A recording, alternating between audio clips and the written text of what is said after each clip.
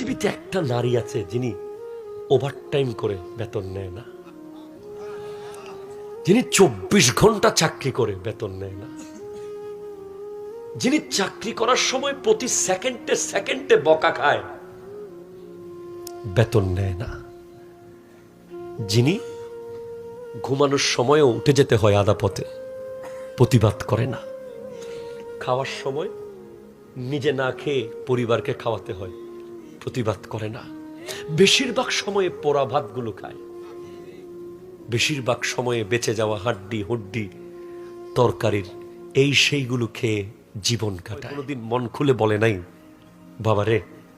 আমার একটা শাড়ি কিনে দিবি, বাবারে আমার এক জোড়া জুতা কিনে দে। আজ আপনার কোটি টাকা, মা তো নাই, আজকে আপনার শাড়ি কিনে দেওয়ার তৌফিক হয়েছে, মাকে আপনি আর পাবেন না।